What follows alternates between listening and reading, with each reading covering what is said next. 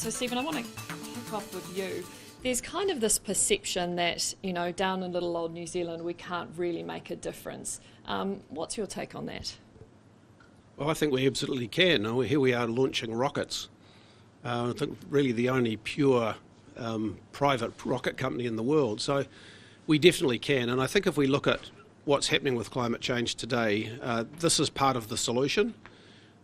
We've got transport, which is going to be a really big issue, and that could be taken care of by hydrogen with the bigger end, with the buses and trucks. And you've got, you know, farming, which obviously does also affect New Zealand. So that can actually be taken care of with the right technology. So, you know, New Zealand has proved in the past we can do it, and I'm sure we can again. Geoff, I've got a question for you. You talk about how being clean and green gives us a competitive advantage. What do you mean by that, and what role does renewable energy play in that? Well, so much of New Zealand's earnings are linked to our position on the world and our credentials and sustainability and environment. So if you look at tourism, dairy, you know, horticulture, fish, forestry, wine, beer, you know, and the list goes on.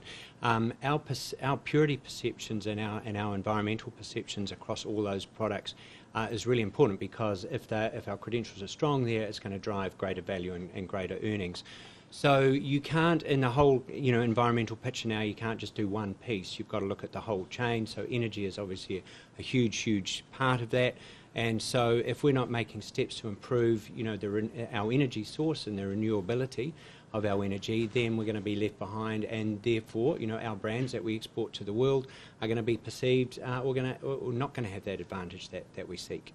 And what do you think are the benefits to a company to take a more proactive approach when it comes to embracing renewable energy?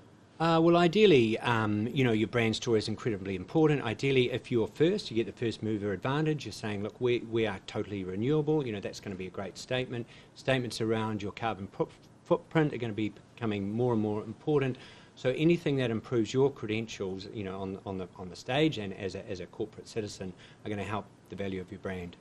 Stuart, I want to ask you a little bit about this battery, this magic battery which has really unlocked the potential. It's been a long time coming. You guys have worked on this for 3 years. Why was it such a priority for Panasonic? Oh, look, for us, you know, we've you know, obviously had one generation of battery already. We've learned a lot from that generation. And then obviously this is our second generation of battery, but I think we talk about the battery, and the battery is one part of the equation, but actually it's the solution that we put together. So, you know, yes, it is a battery and it has an inverter, etc., but it's the ability to be able to actually deliver demand response, have a platform that allows us to turn these batteries on and off in mass when we want, how we want to. You know, in the future, electric cars may come, or they will. You know, certainly the expansion will grow very quickly. And today, you know, the cycle of energy use may be one cycle, and in 5 years' time, that may change quite dramatically as electric cars become more common, and we might be charging them up in the middle of the night. So having a platform that allows us to have many of these batteries out there, having a partner like SolarCity that actually centrally owns and runs and operates these batteries is a perfect combination. And then the last part of the puzzle is obviously the development around what user interface, what does the consumer actually get out of it, what's the app that we've developed, how do they actually see the benefits of what they've done, and how they've partnered up with SolarCity and developed or delivering, you know, benefits. And probably the overarching is obviously, you know, it is very good for the environment. It's green. It's a way of actually having, you know, energy generation out in the suburbs where people are actually using it, which is actually also very important. So developments, it's been a process, and it will continue to evolve and improve, and we'll get better. But this one ticks a lot of boxes that our first generation we learnt from, and then this one, you know, really ticks a lot of the boxes of what we learned in the first couple of years. One of the exciting things about today's announcement is that it potentially brings us all one step closer to Jacinda Ardern's very ambitious target of getting us to 100% renewable energy by 2035. Karen, what role do banks play in helping us to achieve this target? So I think Mark Carney kind of kicked it off in 2015 to a large extent, when he actually highlighted to the world that climate risk is financial risk, and that's the way people need to start thinking about it. And so from a bank's perspective, what does a bank do? Well, a bank helps individuals, companies, and actually the economy manage financial risk. So from our perspective, it's a very natural step for us to think about this, not just in the context of what do we do as an organisation, but actually how do we help shift the way an economy thinks about the migration of capital to much more intergenerational and cleaner technologies. So for us, working with SolarCity in this example was a natural application of that. Taking the IP that we've developed in funding many other things, from houses all the way through to substantial other forms of power generation, and saying how would you apply this with a new form of technology just to make it more accessible to individuals, and that's the kind of structure that we've come up with. So we see it as part of the obligation we have to work across this economy to reduce the financial risk that really does flow out of climate risk. And I think a recent study the bank was involved with, the commission, suggested that early action on climate change could save our economy as much as $30 billion. Yeah, that's right. That's right. And that was one of the interesting things that came out of the work that we did with Vivid Economics and EY, was just how much the difference was in terms of taking that early action versus the delay. And that's because there's only one way that carbon prices are going, and that's up. Andy, it's obviously something that's very close to your heart and something you're very passionate about. We talk about this goal of 2035, 100% renewable. Can we get there, and what's it going to take for us to get there? I think as a nation, what we can see now is that you only need to put solar on a small island equivalent, really, across the country to get to a place where the nation has enough power to get to 100% renewable. Financing, as Karen said, is key, because it allows you to deliver that sunshine as a service to New Zealanders, so no one's left out. And that's really important, right, in any community when you're facing such a big challenge, is that you've got the ability to work together on a local level. And powering homes locally is just a lot more efficient and just makes more sense. It's 25% more efficient to power your home from your own rooftop than it is to buy it from a lake down south. It's just a fact. So I think in terms of meeting the challenge that Jacinda's set us all, really, as a nation, and said here, set Panasonic and Westbank and our friends at Panasonic, is how do you hit that number? And what we've rolled out today and developed is a solution that we believe gets us there within 10 years. So we have the beginnings of a plan right now, and it is just the beginning. Solar's not, as Stephen said, it's not a silver bullet on its own. You know, it's going to take things like hydrogen, farming, and different approaches to farming, but it certainly puts us on the right path. Stephen, you talk about farming. There's some industries and businesses that are going to find a move to renewable energy tough, agriculture being one of them. How do we need to support these industries in transitioning to renewable energy while having a minimal impact on their business? Well, I think as a country you've got to work with them. You can't over-regulate so they go out of business. So it's going to be a transition, but I think providing data is going to be a big part of this. So I've just seen a piece of data recently which relates to clean water, and it means you can measure farms and measure their environmental impact and actually put that out to the nation. And so we will be able to see who is the leaders and who are the laggards. So, but working with them to actually improve is the way to do it. Collaboration.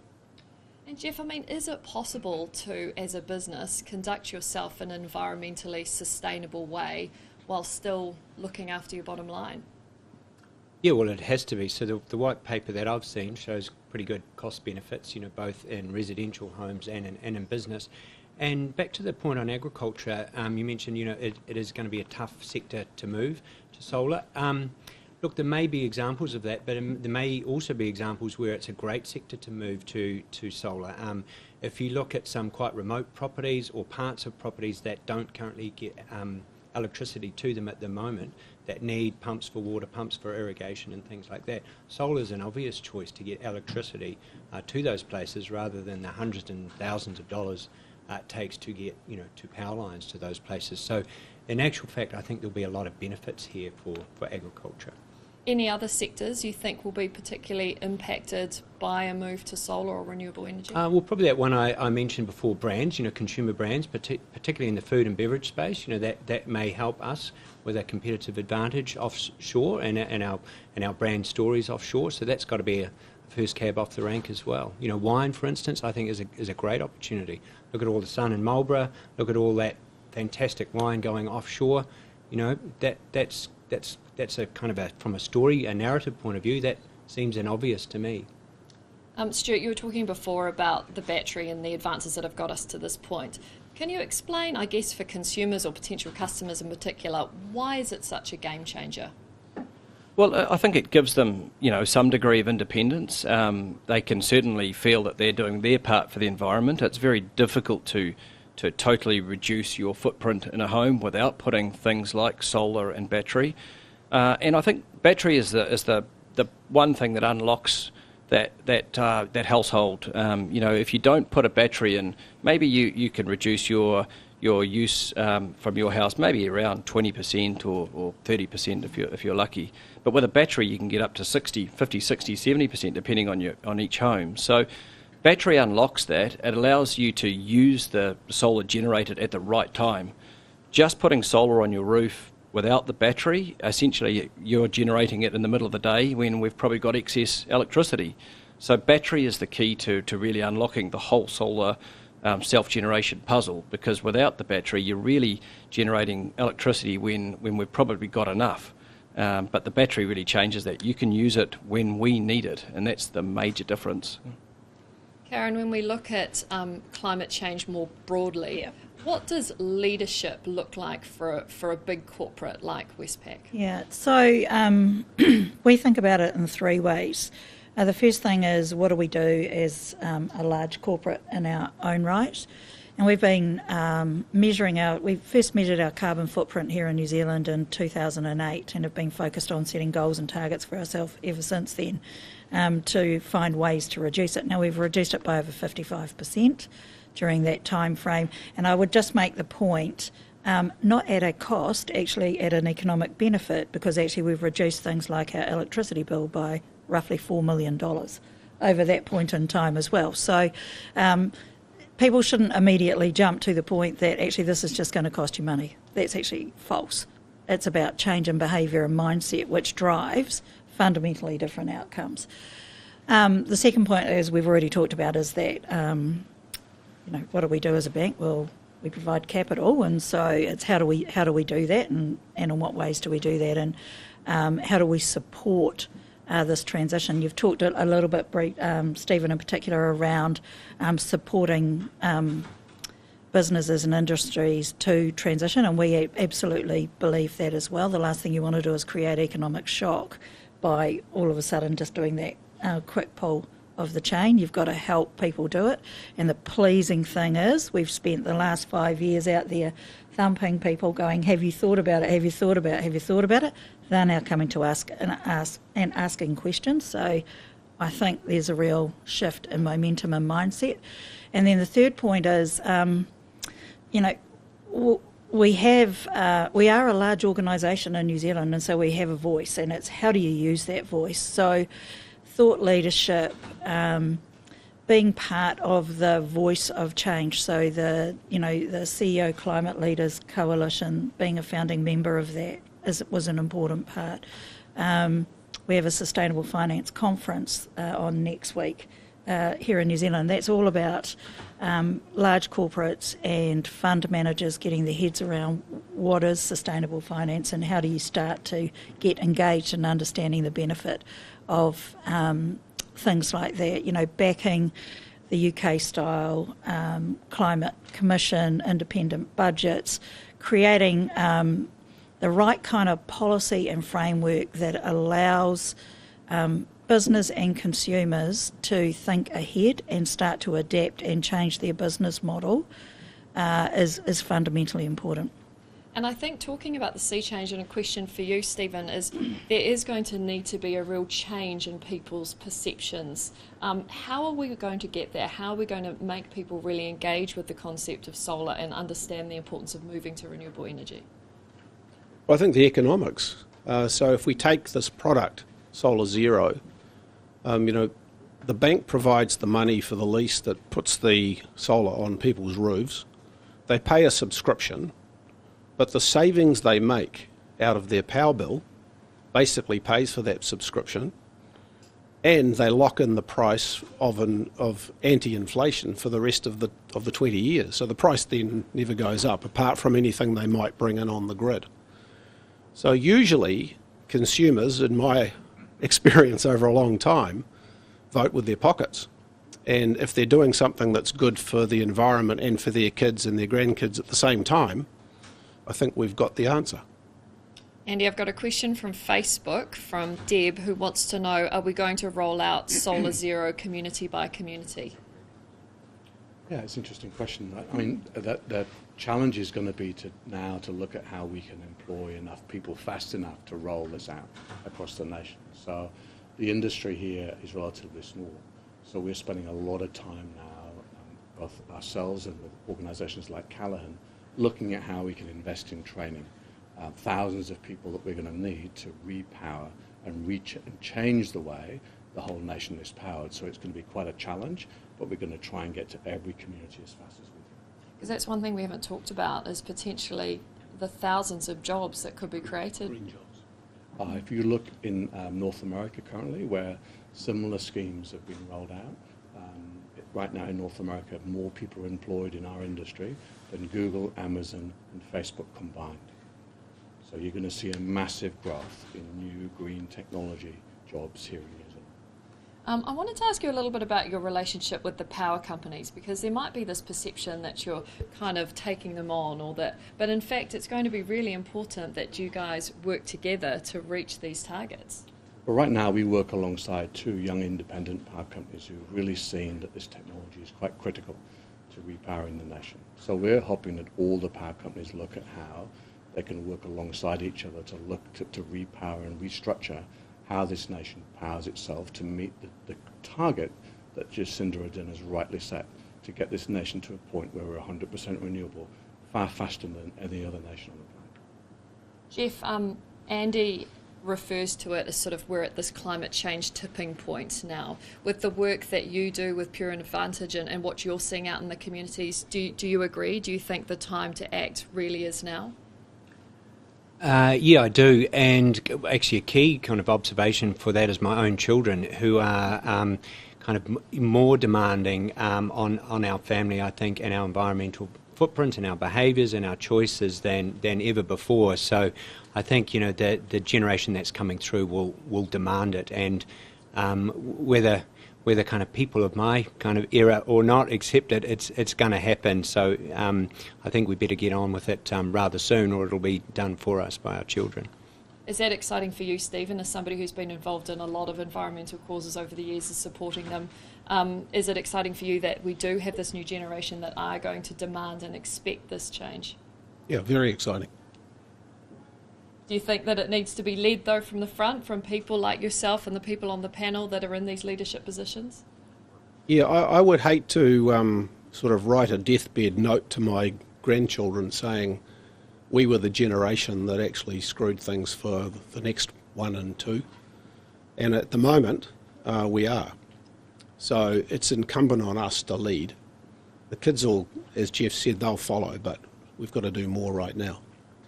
And what part, Andy, do you think that, when we're talking, we can talk bigger picture about things like climate change and renewable, but from, I guess, a personal sort of SolarCity point of view, what role do you think solar offers? What part can it play in the solution? I think solar unlocks an ability to power your home with cheaper power, and which, as Stephen said, is probably the key thing for most New Zealanders, which is the price of power here has gone up phenomenally. And I think what it allows us to do is to put a natural cap on that price in a way that allows the price of power for future generations to be, in many respects, declining. And I think that the advantage that gives our economy is phenomenal. As Geoff said, the ability to generate goods and services and tremendous wine here and beer here in New Zealand and send it offshore with everyone having the peace of mind of knowing it's being produced with 100% clean solar power is going to give this country such a huge advantage. I think our children are going to thank us for being the first to move. And, one of the points Stephen made, Karen, was that people ultimately are sort of voting with their pockets. It's great if we can do something that saves us money but can save the environment at the same time. Is that something you see from a bank's perspective? Look, absolutely. One of the things that we're very focused on is ensuring that we're supporting the mechanisms that help drive that. And one of the things that we're very conscious of from a market perspective is that right policies, right signals are there to help support and drive that kind of behaviour. So things like the ETS are quite fundamentally important in order to be able to create the right signals for people, because we're talking a big mindset shift for people here. Yes, you're right, younger generations are coming through and saying, I want to see that shift happen. Actually, they're not yet at the point where they can actually do something tangibly about it, so we have to do it. I was just wanting to get a last point from each of you, if that's okay, just to finish things up. It's easy for us to be doomsdayish about it, and we've lost our environment and we've caused all this damage, but actually is it? And what do we all need to be doing in our own homes and our own lives to actually do our part to get us to 100% renewable and to really make a difference with climate change? The key thing we need to do is do something, just make a start. Look, sometimes my son comes home and kind of looks at what we've got in the rubbish bin, or what food we've got in the fridge that's potentially going to go waste, and looks at my car that's not yet electric, and gives me a pretty stern lecture. And sometimes that is quite an overwhelming lecture, but what we can do is make a start and start ticking them off. And thanks to SolarCity and Panasonic, this is a bloody great start for a lot of New Zealand homes and a lot of New Zealand businesses. So you can't kind of take them all on in day one, but you can certainly take a few on and get into it. And just by the look of these battery units alone, it looks like a pretty stunning addition to most households. So I'll be in there first for sure. Brilliant. Stuart? Look, I think from Panasonic's perspective, obviously the battery and the whole solar product is key, but it's also not just that. It's actually around your total home usage, energy efficient products. Are you putting LED lighting in? Are you actually buying products that are using less energy to start with? So that whole household usage will certainly help. And then on top of that, if you can put a battery and solar in, it just takes another big chunk off. So overall products like Panasonic, that are efficient, I certainly think in the future, will help people become more, will use less energy for their household. So it's positive. Look, I'd reiterate the taking action at the personal level, but also I think sometimes we're too much reliant on change will happen because of fear. Actually, some of the change will happen because people see opportunity, and so storytelling around the really positive moves and the positive impact and the new technologies as they come in and the risk-taking and embracing people who are prepared to get out there and actually do something. We need to get much more powerful at that. So it'd be great to see some more positive stories, because we think that actually this economy, there's a lot of growth and opportunity that comes out of that, and we want to support it. The great thing from my perspective is that now all New Zealanders have the beginning of a plan, whereas I think before it was very difficult to land on a plan that could get us to a place where we could rise to the challenge that Jacinda set us all. And I think the great thing about Solar Zero is it can start with anyone's rooftop at any moment in time. So I think that's the key, is that there's little steps, right, Jeff, that everyone can take to make a big difference to the way in which the nation's powered. I kind of come at it from an investment point of view. So I'm here as a first investor in SolarCity, and we see about 30 new investments a month, and many of them now are around the environment. And so we see this as a hugely exciting space. We've already invested in a few, but we can see more and more, and I'm delighted to hear that the banks are going to help us get there, because banks don't normally come in at an early stage. So thanks, Karen. All got your part to play. I think to that point you raised, Karen, about the fear. We're all a bit scared of change. We're all a bit scared of something that's unknown, something that's new, something that, will I suddenly not be able to turn on my washing machine when the sun's not out? I mean, and I guess a big part of that, Andy, is education. I think education is the key piece now. which is that what we largely see right now is that when we speak to many people, most New Zealanders see this as the right thing to do. But most people don't know about it right now. So I mean, certainly what we're doing across the next month really is working alongside some of our great partners like Noel Leemings, who are going to allow us to take this technology out to New Zealand. So New Zealand get a chance to look at how it works and touch and feel it, and look at how it might be a great addition, as you said, to their homes, and how it can help them just look differently at how they power their homes, and look at how they can make a personal difference on climate change. Any questions from any of you lot? Yeah, I've got one. Yes. Carolyn from Good Magazine. It was quite funny because just this weekend we were planting a vegetable garden. I was test driving an EV, and my partner and I were talking about, because I've spoken to Andrew before, and I'm like, we need to get these solarcity panels on our house. So this is kind of taking it next level. I also live in Waterview, so we are surrounded by council New Zealand housing estates. So it's kind of a real mix. It's kind of like Grayland and New Zealand housing all living in one area. So I guess the two questions are, from a consumer point of view, if I want to get one of these, I get solar panels on my roof and I have one of these installed, and then I collect power, and of course I can then release that.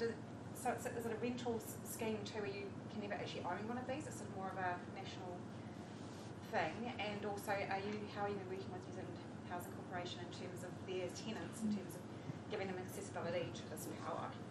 Maybe I'll just quickly summarise that question for people who are watching online. If you, and really, I guess, if you can just talk us through step by step how signing up for Solar Zero actually works. Yeah, step by step. So you register online, and essentially what Solar Zero delivers is 5 key technologies really in one.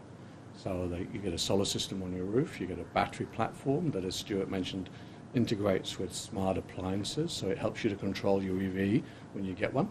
In the interim, it helps you to control your hot water cylinder, which is a big user of power. Connects with Alexa, which is a new voice-activated platform that allows you to control appliances in the home, which allows you to use power way more efficiently. It also enables you to buy smarter appliances online, which allows you to drive your energy consumption. So the key to getting to a power price which is half what you're currently paying is essentially Solar Zero, because that combination of technologies gets you to that place. Can you also explain, Andy, how the relationship with the grid works once you move on to Solar Zero? Yeah, so when you move on to Solar Zero, it gives you that independence, but the ability to control your relationship with power. So that platform delivers around 70% of your energy, sometimes during the summer, all of it.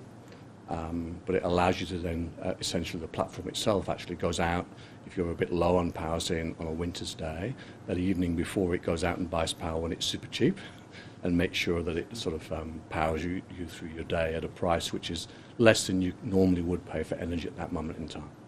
And then there's the community.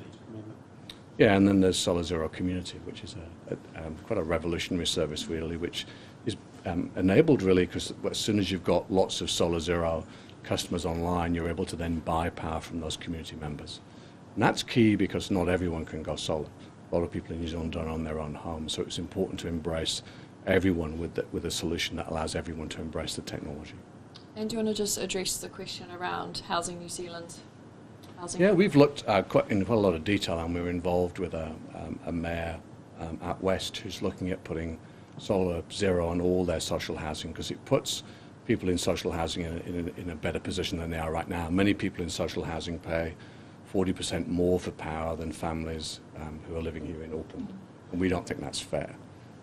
So we're working with City Council at the moment to look at how this technology can allow those homeowners and those people who'd like to be homeowners a way out of that trap. And Solar Zero certainly provides that solution.